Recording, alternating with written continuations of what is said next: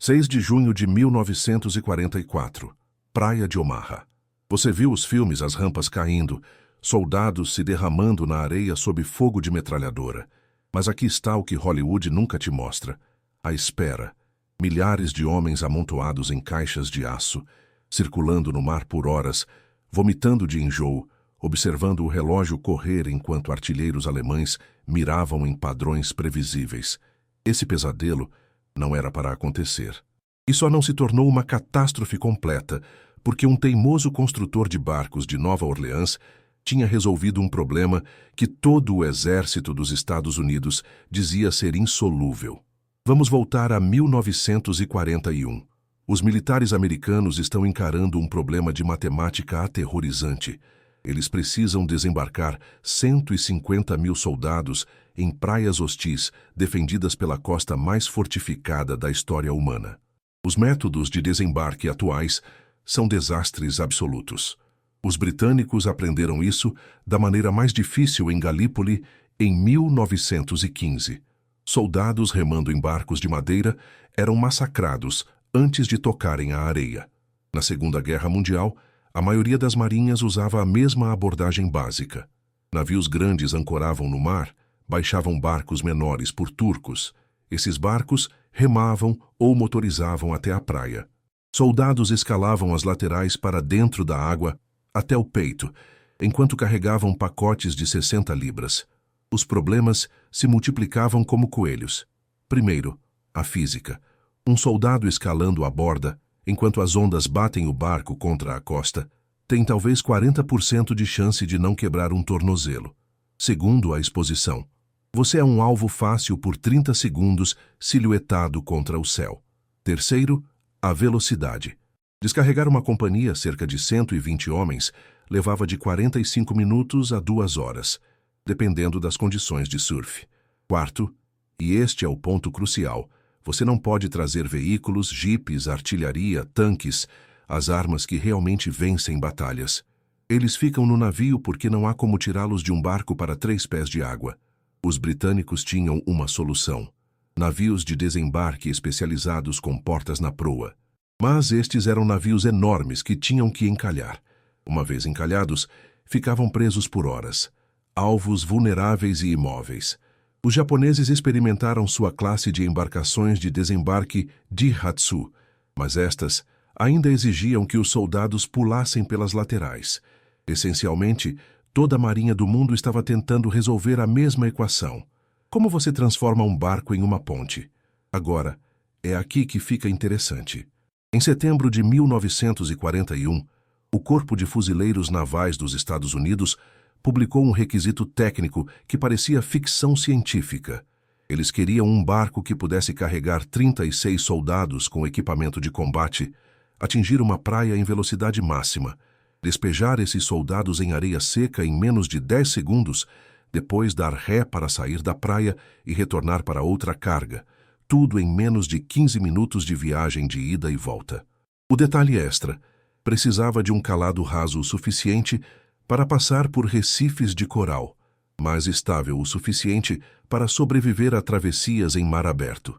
Ah, e mais uma coisa: precisava ser barato o suficiente para construir aos milhares e simples o suficiente para que timoneiros de 19 anos pudessem pilotá-los sob fogo. Todo grande estaleiro na América olhou para aquelas especificações e disse a mesma coisa: impossível. Os formatos de casco necessários para calado raso e estabilidade oceânica se contradizem. Uma rampa de proa forte o suficiente para suportar soldados correndo seria muito pesada. A hidráulica falharia em água salgada. A lista de objeções preenchia pastas de 3 argolas. Mas havia esse cara lá na Louisiana que continuava aparecendo nos escritórios de compras da Marinha com um modelo de madeira e um sorriso, insistindo que ele já tinha construído a droga da coisa. Eles pensavam que ele estava fora de si. Acontece que ele era apenas de Nova Orleans. Andrew Jackson Higgins era exatamente o tipo de pessoa que os burocratas militares odeiam. Autodidata, falastrão, não tinha um terno que servisse corretamente e tinha o hábito irritante de estar certo, quando todos com diploma universitário diziam que ele estava errado. Nascido no Nebraska em 1886, ele passou 30 anos construindo barcos de calado raso para garimpeiros de petróleo, caçadores e contrabandistas de rum que trabalhavam nos baius da Louisiana. Enquanto formados pela Academia Naval estavam projetando destroyers elegantes, Higgins estava descobrindo como fazer flutuar meia tonelada de motor em água pantanosa, com 18 polegadas de profundidade, sem ficar preso em uma raiz de cipreste. Sua empresa, Higgins Industries, nem estava no radar dos militares até 1938. O Corpo de Fuzileiros Navais estava testando vários projetos de embarcações de desembarque por anos, todos fracassos. Eles viam esses barcos encalhar a 50 jardas da costa, ou virar de lado na arrebentação, ou ter suas hélices mastigadas em bancos de areia. Então algum oficial júnior se lembrou de ter ouvido falar desse cajun maluco que construía barcos que podiam rodar em orvalho pesado, como diziam. Os fuzileiros navais enviaram observadores a Nova Orleans, principalmente para cumprir tabela. Higgins os colocou em seu mais novo barco de pântano chamado Eureka e começou a dirigi-lo a todo vapor em um lamaçal, girá-lo como um carro esporte e voltar para águas profundas. Os observadores enviaram um telegrama a Washington. Vocês precisam ver isso imediatamente. Aqui está o que tornou o design de Higgins revolucionário e por que os construtores navais tradicionais o odiavam. Ele jogou fora todas as regras. A arquitetura naval padrão dizia que a proa de um barco deveria ser afiada para cortar a água de forma eficiente. Higgins construiu uma proa em forma de pá de neve, plana, larga, inclinada para cima. A sabedoria tradicional dizia que você precisava de uma quilha profunda para a estabilidade. Seus barcos quase não tinham quilha, apenas um semitúnel raso protegendo a hélice. O formato do casco parecia errado. Parecia errado para qualquer pessoa treinada em engenharia naval convencional. Mas nos pântanos da Louisiana funcionava como mágica. A resposta inicial dos militares foi desprezo misturado com suspeita. Engenheiros do Bureau of Ships produziram longos documentos técnicos explicando por que o design do Eureka violava princípios hidrodinâmicos fundamentais. Eles argumentaram que a proa plana criaria arrasto excessivo, o calado raso o tornaria incontrolável em correntes e o túnel protegido da hélice causaria problemas de cavitação. Higgins os convidou para demonstrações em Nova Orleans. Eles recusaram, citando restrições orçamentárias. Tradução: não vamos desperdiçar dinheiro do governo com bobagens de barco de pântano quando estaleiros sérios estão desenvolvendo embarcações de desembarque adequadas. Mas os fuzileiros navais continuaram pressionando, porque eram eles que teriam que invadir as praias. E eles entenderam algo que os almirantes de gabinete não entenderam.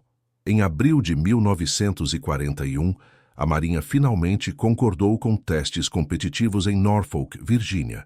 4 estaleiros apresentaram seus designs. 3 eram de empresas marítimas estabelecidas com reputações de ouro. Higgins apareceu com 3 barcos amarrados a uma barcaça. Sem projetos, apenas hardware. Os critérios oficiais de avaliação incluíam navegabilidade, velocidade, manobrabilidade, durabilidade e aqui está o grande ponto, capacidade de se extrair de uma praia. Os resultados não foram apertados. Os barcos de Higgins atingiram a praia a 9 nós, subiram na areia, deram ré em menos de 30 segundos e fizeram isso repetidamente, 20 vezes sem sujar a hélice ou danificar o casco. A competição, um barco enterrou a proa e não se mexeu. A hélice de outro se estilhaçou no primeiro encalhe. O terceiro conseguiu entrar e sair uma vez, depois começou a entrar água. No segundo dia, os observadores da Marinha estavam reescrevendo silenciosamente os protocolos de compra. No terceiro dia, Higgins tinha um contrato para 1.500 barcos, e ele ainda não havia lhes mostrado sua ideia realmente louca. O barco Eureka resolveu metade do problema, chegar à praia e sair novamente. Mas os soldados ainda tinham que escalar as laterais, e não havia absolutamente nenhuma maneira de tirar um jipe dele. Higgins sabia disso. Ele estava esboçando soluções nas margens de guardanapos por 2 anos, mas todo o design batia na mesma parede. Física. Uma rampa na proa significa que você precisa de dobradiças, E dobradiças significam um ponto fraco onde o barco flexiona mais. As forças envolvidas são absurdas. Imagine uma placa de aço de 4 pés de largura, 8 pés de comprimento, segurando 6 homens pesando 250 libras cada um, com equipamento completo, enquanto o barco balança em ondas de 3 pés. Isso são 1.500 libras, saltando em uma dobradiça a cada 2 segundos. Os engenheiros calcularam que a carga de estresse quebraria qualquer mecanismo de dobradiça dentro de uma semana de operações em água salgada. Foi então que, no final de 1941, um oficial do Corpo de Fuzileiros Navais, chamado Victor Krulak, mostrou a Higgins uma fotografia que mudou tudo. Krulak tinha sido um observador em Xangai em 1937, assistindo ao assalto japonês a posições chinesas ao longo do rio Yangtze. A foto mostrava uma embarcação de desembarque Daihatsu japonesa, com uma rampa na proa, não pelas laterais, uma rampa. Higgins encarou aquela foto por talvez 10 segundos. Então, supostamente disse algo impublicável sobre como os japoneses tinham a ideia certa, mas a execução errada porque a rampa deles ainda fazia os soldados caminharem por água até o tornozelo. É aqui que a experiência de Higgins com barcos de pântano entrou em ação máxima. O design japonês soltava uma rampa que se inclinava para baixo na água. Bom para rios calmos, inútil para zonas de arrebentação onde cada onda muda a profundidade em 2 pés. Higgins percebeu que a rampa não podia apenas cair. Tinha que cair e estender o casco para a frente, criando uma ponte do convés do barco para a praia seca. A geometria parece simples, até você realmente construí-la. A rampa precisa ter o mesmo ângulo da proa, que é de 45 graus em seu design. Quando levantada, ela se torna a própria proa, uma continuação estanque do casco. Quando abaixada, precisa travar plana e estável o suficiente para que um jipe de 5.000 libras possa passar por ela em velocidade sem flexionar mais de meia polegada. Sua solução foi pura brutalidade mecânica. 2 cilindros hidráulicos puxando contra cabos de aço, apoiados por correntes manuais, para o caso de a hidráulica falhar. A rampa em si era uma placa de aço de 1/4 de polegada reforçada, com vigas em I soldadas por baixo. Pesada para burro, mas esse peso na verdade ajudava. Uma vez que ela batia na areia, o momento e a massa a mantinham plantada. As dobradiças não eram pontos de pivô delicados. Eram conjuntos de pinos maciços com 4 polegadas de diâmetro, do tipo que você usaria em uma ponte levadiça. Elas poderiam falhar? Absolutamente. Mas sobreviveriam o tempo suficiente para serem importantes. E Higgins projetou todo o mecanismo para que uma equipe pudesse substituir uma dobradiça quebrada em 20 minutos com uma marreta e uma barra de tração. O primeiro protótipo ficou pronto em maio de 1942. Higgins o chamou de LCVP, Landing Craft Vehicle Personnel, embarcação de desembarque veículo pessoal. Os militares o chamaram de Higgins Boat, barco de Higgins, embora Andrew odiasse esse nome porque queria que o crédito fosse para seus engenheiros. O Corpo de Fuzileiros Navais o levou para Solomons Island, Maryland, para testes. A equipe de avaliação o carregou com um pelotão completo mais um jipe, algo que nenhuma embarcação de desembarque no mundo poderia fazer. Motorizou até uma praia e assistiu. Rampa para baixo. Jipe saiu em 4 segundos. Tropas saíram em mais 6. Rampa para cima. Ré para águas profundas. 13 segundos no total do encalhe à retirada. O oficial que conduzia o teste enviou uma mensagem de rádio para Washington. Especificações atendidas. Recomendar produção em massa imediata. 3 semanas depois, Higgins tinha um contrato para 10.000 unidades. O Pentágono ainda achava que o design falharia em combate, mas eles estavam desesperados o suficiente para apostar. Dwight D. Eisenhower disse isso anos após a guerra, e a citação merece ser esculpida em mármore em algum lugar. Andrew Higgins é o homem que venceu a guerra para nós. Se Higgins não tivesse projetado e construído essas embarcações de desembarque, nunca teríamos conseguido desembarcar em uma praia aberta. Toda a estratégia da guerra teria sido diferente. Vindo de um general de 5 estrelas que comandou a maior invasão anfíbia da história humana, isso não é hipérbole. É uma confissão. Mas vamos analisar os números reais, porque a realidade é, de alguma forma, mais insana do que a lenda. Guadalcanal, 7 de agosto de 1942. Primeiro grande teste do Higgins Boat em condições de combate. A primeira divisão de fuzileiros navais precisava desembarcar 11.000 soldados em praias defendidas por 2.800 soldados japoneses que tiveram meses para se preparar. A doutrina pré-guerra estimava que esta operação exigiria de 14 a 18 horas para colocar todos em terra com equipamento.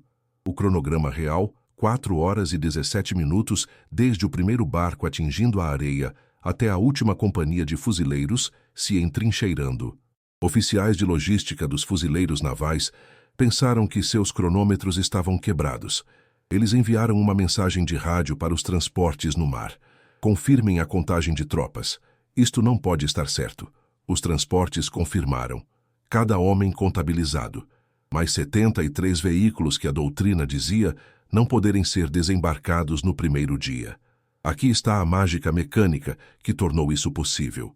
Um único Higgins Boat poderia fazer a corrida da praia para o transporte em 11 a 15 minutos, dependendo da distância. Isso é encalhar, descarregar, dar ré, motorizar de volta, recarregar. Compare isso com as embarcações de desembarque britânicas em Dieppe, 3 semanas depois, que tiveram uma média de 32 minutos por ciclo e não conseguiam se extrair, deixando dezenas encalhadas com a maré baixa. Em Guadalcanal, os fuzileiros navais tinham 87 Higgins Boats na primeira onda.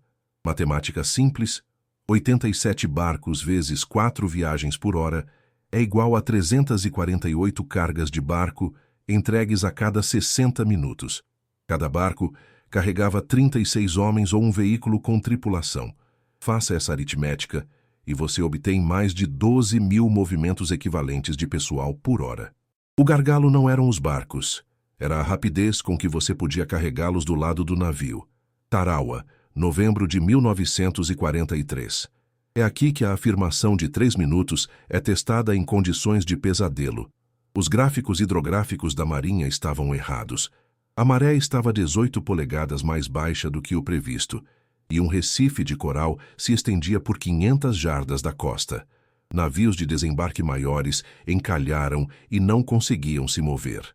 Mas os Higgins Boats, com apenas 3 pés de calado, passaram por cima daquele recife como se ele não estivesse lá. Onda após onda, a cada 3 a 4 minutos, outro barco atingia a Praia Vermelha. Os defensores japoneses tinham metralhadoras e morteiros pré-apontados na linha d'água, esperando alvos em movimento lento. Em vez disso, eles receberam uma esteira transportadora. Os fuzileiros navais tiveram baixas horríveis, mais de 1.000 mortos em 76 horas. Mas eles continuaram vindo porque os barcos continuaram funcionando. O comandante japonês, Kishibasaki, se gabou de que levaria 1 milhão de homens e 100 anos para conquistar Tarawa. Os fuzileiros navais fizeram isso em 3 dias, em grande parte porque os Higgins Boats entregaram reforços mais rápido do que os defensores podiam matar os atacantes. Sicília, julho de 1943.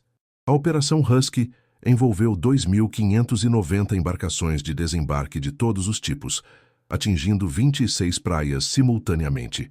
Os Higgins Boats representavam cerca de 1.400 desse total. O ritmo operacional era cirúrgico. Barcos encalhavam, descarregavam, retiravam-se e retornavam com um ritmo tal que os mestres de praia estavam espaçando as chegadas como controladores de tráfego aéreo. Alguns barcos fizeram 14 viagens de ida e volta nas primeiras 12 horas. As tripulações trabalharam além da exaustão, pilotando por instinto, carregando por memória muscular. Quando os analistas da Marinha compilaram relatórios pós-ação, descobriram que o Higgins Boat médio na Sicília entregou 468 soldados ou 23 veículos durante 3 dias de operação contínua. Multiplique isso por 1.400 barcos, e você entenderá por que os alemães não conseguiram se reforçar rápido o suficiente para contra-atacar eficazmente. Então veio a Normandia, 6 de junho de 1944. Mais de 1.500 Higgins Boats nas ondas de assalto iniciais em 5 praias. A praia de Utah registrou barcos chegando a cada 3,2 minutos durante as horas de pico. Omaha era um caos. As defesas alemãs eram muito mais fortes do que a inteligência previra. Mas mesmo lá, os barcos nunca pararam de vir. Foi isso que quebrou a defesa alemã. Não apenas o heroísmo, mas o volume. Você pode matar a primeira onda, até a segunda, mas a oitava onda, a 15ª. Os barcos tornaram essa persistência possível. Os japoneses tinham a fotografia. Eles tinham visto sua própria embarcação de desembarque de Hatsu, que foi pioneira no conceito de rampa de proa na década de 1930. Então, por que eles não construíram algo tão eficaz quanto o Higgins Boat? Esta questão assombrou os oficiais de inteligência aliados durante toda a campanha do Pacífico, porque toda vez que as forças dos Estados Unidos capturavam uma ilha controlada pelos japoneses, encontravam embarcações de desembarque que quase funcionavam, mas falhavam em aspectos cruciais. A resposta revela algo fascinante sobre como a filosofia de engenharia molda as guerras. A classe de embarcações de desembarque de Hatsu, implantada pela primeira vez em 1937 durante a Segunda Guerra Sino-Japonesa, parecia superficialmente semelhante ao design de Higgins: rampa de proa, calado raso, capacidade de encalhar e retrair. Mas os engenheiros japoneses tinham otimizado para condições completamente diferentes. Suas operações primárias eram ao longo de rios e águas costeiras calmas na China e no Sudeste Asiático, lugares onde você podia prever marés, pesquisar praias com antecedência e operar em águas relativamente protegidas. O de Hatsu tinha um casco em V mais profundo para eficiência em água calma, o que o tornava mais rápido em condições ideais, mas absolutamente terrível na arrebentação. Quando as ondas atingiam esse casco em V em um ângulo, o barco desviava de lado, às vezes virando completamente. O mecanismo da rampa conta toda a história. Os designers japoneses usaram uma rampa leve que caía na água em um ângulo íngreme, perfeitamente adequada para uma margem de rio com 6 polegadas de água, mas atingia uma praia com arrebentação de 2 pés. Os soldados ainda tinham que caminhar pela água até o joelho, perdendo velocidade, perdendo a surpresa, sendo baleados. Os fuzileiros navais relataram ter capturado embarcações de Hatsu em Guadalcanal e as testaram. Sua avaliação foi brutal. A rampa não estende a linha do casco. Operação de veículo impossível em condições de arrebentação. Extração da praia inconsistente, devido a motores fracos e design do casco. Aqui está o erro mais profundo. Os japoneses nunca entenderam que a proa feia e rombuda de Higgins não era um comprometimento de design. Era todo o sentido. Aquele formato de pá de neve permitia que o barco subisse na praia em velocidade, usando o momento para escalar a areia, até que a rampa pudesse cair em terreno seco. A proa mais afiada do Daihatsu cavaria a areia e ficaria presa. As tripulações japonesas compensavam abordando mais lentamente, o que dava aos defensores mais tempo para mirar. Em Tarawa, as forças dos Estados Unidos encontraram embarcações Daihatsu abandonadas, que haviam encalhado com sucesso, mas não conseguiam dar ré. As hélices haviam atingido corais, ou o casco havia se estabelecido muito profundamente na areia. Elas se tornaram bunkers estacionários, em vez de transporte. A Marinha Imperial Japonesa eventualmente tentou copiar os Higgins Boats diretamente. Em 1944, engenheiros japoneses examinaram LCVPs capturados das Filipinas e produziram especificações para uma versão doméstica. Mas, a essa altura, a capacidade industrial do Japão estava em colapso. Eles tinham os projetos, mas faltava a infraestrutura de fabricação para produzir sistemas hidráulicos complexos em quantidade. Mais criticamente, eles não tinham a força de trabalho de estaleiro. A Higgins Industries empregava trabalhadores semi-qualificados que aprendiam a soldar seções de casco em semanas, não anos. A cultura tradicional de construção naval do Japão dependia de mestres artesãos, o que não escala quando você precisa de milhares de barcos imediatamente. Há uma avaliação naval japonesa capturada do final de 1944, que é quase triste de ler. O autor, um oficial de engenharia, escreveu que as embarcações de desembarque americanas demonstraram princípios de design grosseiros, mas eficazes, que sacrificavam a elegância pela produção em massa e desempenho em águas agitadas. Ele observou que os barcos dos Estados Unidos podiam ser tripulados por pessoal inexperiente, porque os controles eram simples e o casco perdoava erros do operador. As embarcações de desembarque japonesas exigiam timoneiros habilidosos para manusear adequadamente. Em sua conclusão, o oficial escreveu que o Japão se concentrou na qualidade quando os americanos entenderam que a guerra seria vencida pela quantidade e que essa diferença filosófica fundamental não poderia ser revertida copiando um formato de casco. Em 1945, as forças japonesas no Pacífico ainda estavam usando embarcações de Hatsu que exigiam que os soldados pulassem na água.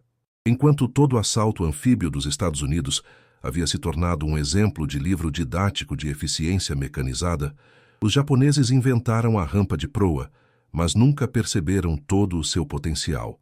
Higgins pegou a ideia deles, entendeu o que ela deveria fazer e a reconstruiu a partir dos primeiros princípios. Isso não é apenas copiar, isso é evolução. 7 de agosto de 1942, Guadalcanal. A teoria estava prestes a colidir de frente com corais, metralhadoras japonesas e o tipo de caos que faz os livros didáticos de engenharia parecerem adoráveis. O Higgins Boat havia se saído lindamente em testes em águas calmas em Norfolk e Solomon's Island, mas esses eram ambientes controlados com praias medidas e ninguém atirando de volta. Agora, 87 barcos estavam se dirigindo para Lunga Point, carregando a primeira divisão de fuzileiros navais, e absolutamente ninguém sabia se o design aguentaria o estresse real de combate. Primeiro problema: o Recife. O reconhecimento pré-invasão o tinha detectado, mas a inteligência subestimou o quão longe ele se estendia e o quão rasa a água ficava. Navios de desembarque maiores, LSTs, projetados para transportar tanques, encalharam a 400 jardas da costa e ficaram presos. Suas rampas caíram em 4 pés de água, o que significava que os tanques não podiam desembarcar sem afogar seus motores. Os Higgins Boats, com apenas 3 pés de calado quando carregados, passaram por cima do Recife com polegadas de sobra. Os timoneiros relataram sentir o casco raspar no coral, ouvindo aquele som nauseante de ranger, mas os barcos continuaram se movendo. Higgins havia superdimensionado o fundo do casco. Costuras rebitadas duplamente, proteções de quilha reforçadas, especificamente porque ele presumiu que os barcos atingiriam coisas. Essa abordagem de design paranoica salvou o desembarque nos primeiros 30 minutos. Segundo problema, composição da praia. A areia em Lunga Point não era do tipo compactado das áreas de teste. Era material vulcânico solto que se movia sob o peso. Quando os primeiros barcos atingiram em velocidade máxima, suas proas cavaram mais fundo do que o esperado. Alguns enterraram 18 polegadas antes que o momento parasse. As tripulações entraram em pânico, pensando que estavam presas. Então, a hidráulica da rampa entrou em ação. O peso da rampa caindo realmente ajudou a nivelar o barco, redistribuindo a massa. Os soldados correram para fora, o barco ficou mais leve e os timoneiros aceleraram os motores em marcha a ré. A maioria se extraiu em menos de 40 segundos. Alguns precisaram de segundas tentativas, dando ré em um ângulo para quebrar a sucção. Um comandante de barco relatou mais tarde que ele deu ré, reposicionou e encalhou mais 3 vezes para descarregar ondas subsequentes. O casco aguentou o abuso sem rachar. Terceiro problema: fogo inimigo. É aqui que a simplicidade mecânica valeu a pena de maneiras que ninguém antecipou. Os defensores japoneses alvejaram os barcos com morteiros e metralhadoras. Balas perfuraram as bordas de compensado. Higgins usou compensado para os lados para economizar peso, com aço apenas na rampa e no fundo do casco. Os soldados se agacharam atrás da rampa para proteção, o que funcionou porque aquele aço de 1/4 de polegada podia parar balas de fuzil. Mas aqui está a parte crítica. Quando as linhas hidráulicas foram cortadas por estilhaços, o que aconteceu com 11 barcos na primeira onda, as tripulações mudaram para correntes manuais, 2 homens girando manivelas. A rampa caía em 18 segundos em vez de 6, mas ainda caía. Essa redundância, hidráulica primária, backup manual, significava que os barcos danificados continuavam funcionando. Quarto problema: sustentação. Nos 3 dias seguintes, aqueles 87 barcos funcionaram continuamente. Sem instalações de manutenção, sem peças de reposição, apenas tripulações realizando reparos de campo entre as corridas. Eles usaram água do mar como refrigerante quando a água doce acabou. Eles remendaram buracos de bala com piche e lona. Um barco perdeu todo o seu sistema hidráulico. Um fragmento de morteiro destruiu a bomba e a tripulação o operou manualmente por 2 dias inteiros, 23 viagens, até que um navio de reparos chegasse. Higgins projetou cada componente principal para ser substituível com ferramentas manuais e força bruta. Hélice danificada. Carregue uma sobressalente e troque-a em 20 minutos. Dobradiça da rampa rachada. Aperte uma placa de backup e continue rodando. Os relatórios pós-ação de Guadalcanal preencheram 3 pastas. Equipes de manutenção da Marinha inspecionaram cada barco após a primeira semana. Eles encontraram fraturas por estresse, rolamentos desgastados, acessórios corroídos, mas nenhuma falha estrutural catastrófica. O barco médio havia encalhado 31 vezes, levado múltiplos impactos, operado em água salgada sem manutenção e ainda estava 87% capaz de missão. Os engenheiros haviam previsto uma taxa de falha de 40% nas primeiras 48 horas de operações de combate. A taxa de falha real foi de 9%, e a maioria delas eram barcos que levaram impactos diretos de artilharia. Guadalcanal não apenas validou o Higgins Boat, provou que um design sem glamour, superdimensionado e à prova de idiotas, vence a engenharia elegante quando as pessoas estão tentando te matar. É aqui que a história fica completamente desequilibrada. Em dezembro de 1941, a Higgins Industries era uma oficina regional de barcos empregando 75 pessoas, construindo talvez uma dúzia de embarcações por mês. Em dezembro de 1944, ela havia se tornado o maior empregador privado na Louisiana, com mais de 20.000 trabalhadores, operando 7 fábricas abrangendo 30 quarteirões da cidade e entregando 700 barcos mensalmente. Isso não é escalar a produção. Isso é feitiçaria industrial. E Andrew Higgins conseguiu isso quebrando todas as regras de fabricação que o governo insistia serem sagradas. O escritório de compras dos militares tinha ideias muito específicas sobre como a construção naval deveria funcionar. Você contrata carpinteiros navais treinados que passaram anos aprendendo o ofício. Você constrói barcos um de cada vez, do início ao fim, com a mesma equipe vendo cada embarcação ser concluída. Você mantém um controle de qualidade rigoroso com inspetores assinando em cada estágio. Higgins olhou para esse modelo e basicamente disse: "Isso é adorável, mas precisamos de 20.000 barcos em 3 anos. Então, observem isto." Ele pegou emprestado um truque de Henry Ford que a indústria marítima considerava heresia: produção em linha de montagem. Barcos não se movem através de fábricas, insistiam os construtores navais. Higgins os fez se mover de qualquer maneira.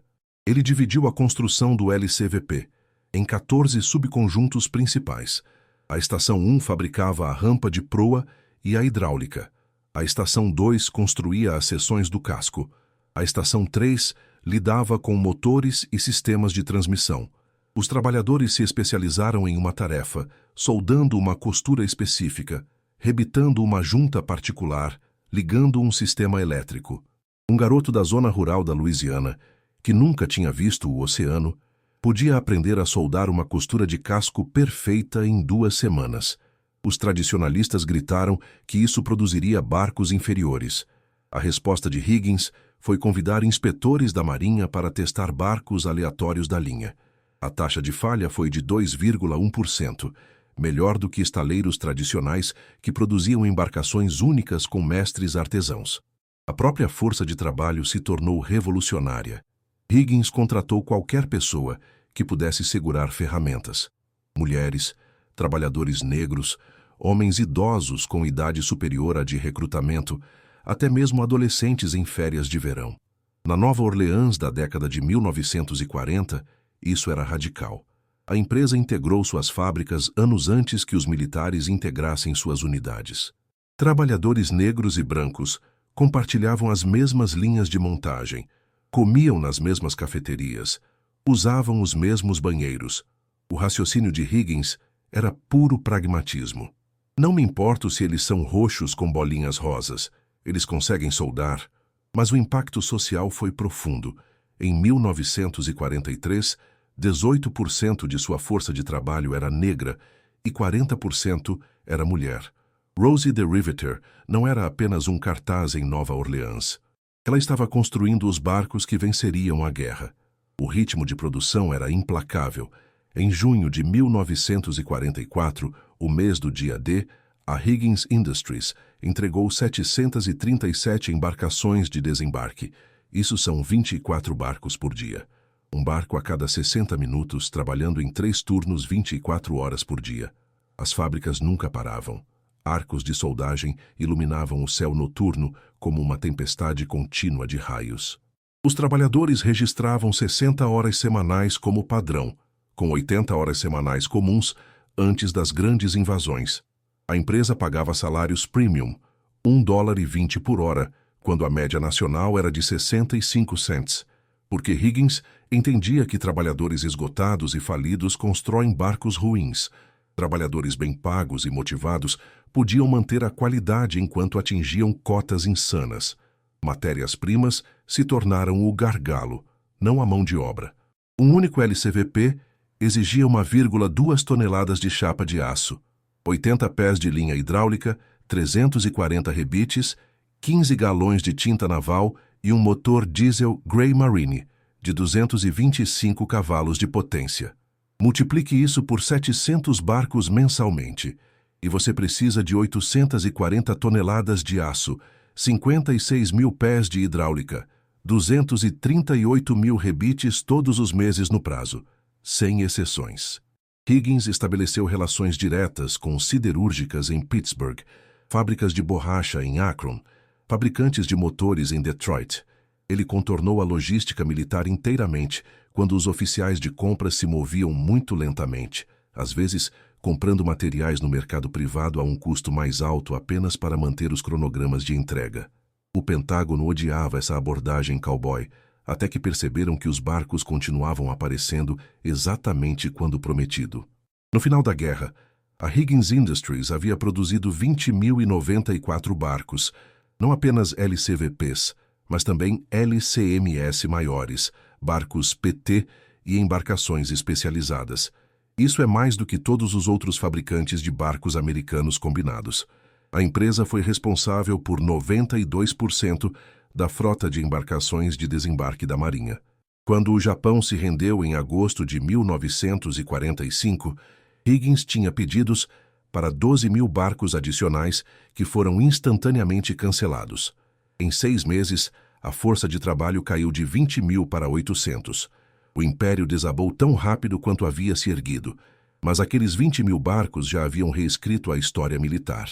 Praia de Omaha, 06:30 horas, 6 de junho de 1944. As 6 horas mais famosas da história da guerra anfíbia. E os Higgins Boats eram o fio que segurava toda a invasão. Quando você assiste àqueles filmes granulados ou recriações de Hollywood, você está vendo a culminação de tudo. A evolução do design, o milagre da fabricação, o teste de combate, mas você também está vendo o projeto que todo assalto anfíbio pelos próximos 80 anos seguiria, até hoje. Os números da Normandia são impressionantes de uma forma que não se registra totalmente, até que você desacelere e pense na logística. As ondas de assalto iniciais usaram 1.089 Higgins Boats em 5 praias. Somente em Omaha, 293 LCVPs fizeram a corrida de navios de transporte para a costa. Cada barco ciclou uma média de 4,7 vezes nas primeiras 12 horas. Isso são 1.377 desembarques individuais em praias em um local em meio-dia. Imagine um barco encalhando, descarregando e se extraindo a cada 31 segundos durante as horas de pico. Os defensores alemães não estavam apenas lutando contra soldados. Eles estavam lutando contra um sistema mecânico projetado para subjugá-los por pura repetição. Mesmo quando os barcos levavam impactos diretos, 34 foram destruídos em Omaha, por obstáculos, minas e artilharia. O fluxo mal desacelerou porque as substituições continuavam chegando. A doutrina que emergiu da Normandia se tornou escritura. As operações anfíbias modernas ainda seguem o modelo Higgins. Ondas de embarcações de desembarque, intervalos cronometrados, ressuprimento contínuo, veículos desembarcando diretamente nas praias. A atual embarcação de desembarque com colchão de ar do Corpo de Fuzileiros Navais dos Estados Unidos, aqueles hovercrafts que parecem ficção científica, funcionalmente operam da mesma forma que um LCVP, mais rápido, mais sofisticado, mas com a mesma missão central: entregar soldados e veículos do navio para a costa, depois sair e fazer de novo. A Marinha do Exército de Libertação Popular Chinês estudou filmagens da Normandia ao projetar sua embarcação de desembarque tipo 726 para potenciais operações em Taiwan. A geometria subjacente não mudou. Aproximação protegida, rampa de proa, egresso rápido. Mas aqui está o que muitas vezes é esquecido na celebração do dia D. O impacto dos Higgins Boats foi muito além da Europa. No Pacífico, a campanha de Island Hopping, pular de ilha em ilha, foi essencialmente uma esteira transportadora de Higgins Boat, abrangendo 5.000 milhas. Guadalcanal, Saipan, Peleliu, Iwo Jima, Okinawa. Cada operação dependia desses cavalos de batalha de calado raso, correndo por recifes de coral, e teriam parado navios de desembarque convencionais. Em Iwo Jima, em fevereiro de 1945, os fuzileiros navais desembarcaram 30.000 soldados nas primeiras 48 horas, usando 482 Higgins Boats, operando em praias com cinza vulcânica, tão solta que os veículos afundavam até os eixos. Os barcos se adaptaram. Os timoneiros aprenderam a atingir a praia em velocidades mais altas, usando o momento para escalar acima da pior areia. Essa flexibilidade operacional, a capacidade de ajustar a técnica com base nas condições, veio da simplicidade fundamental do design. Andrew Higgins morreu em 1952, 7 anos após o fim da guerra, em grande parte esquecido e quase falido. Sua empresa nunca fez a transição com sucesso para a produção em tempos de paz. Contratos militares evaporaram e ele havia alavancado tudo para cumprir as cotas de guerra, não deixando margem financeira. O homem que Eisenhower creditou por vencer a guerra passou seus anos finais lutando contra credores. Não há um Memorial Higgins no National Mall, nenhum porta-aviões nomeado em sua homenagem. A maioria dos americanos nunca ouviu seu nome. Mas se você assistiu a qualquer filmagem de desembarques em praias, Segunda Guerra Mundial, Coreia, Vietnã, Guerra do Golfo, Iraque, você viu seu legado. Cada rampa que cai na areia remonta àquele construtor de barcos de pântano que convenceu o Pentágono de que feio e prático vence elegante e inútil. Os militares modernos dos Estados Unidos ainda operam embarcações de desembarque diretamente descendentes do design de Higgins. A Landing Craft Utility pode traçar sua linhagem através de 7 etapas evolutivas de volta ao LCVP. Quando os fuzileiros navais atingem a praia em exercícios de treinamento em Camp Pendleton ou Quantico, eles estão executando procedimentos escritos em 1943 com base nas capacidades do Higgins Boat. A doutrina assume que você pode entregar tropas e veículos diretamente em praias contestadas em intervalos medidos. Uma suposição que só se tornou possível porque um engenheiro em Nova Orleans se recusou a aceitar que era impossível. As guerras são vencidas por tanques e aeronaves, e soldados corajosos, mas às vezes elas são vencidas por um glorificado barco de pântano com uma rampa na frente. Eisenhower entendeu isso. O resto de nós deveria entender também.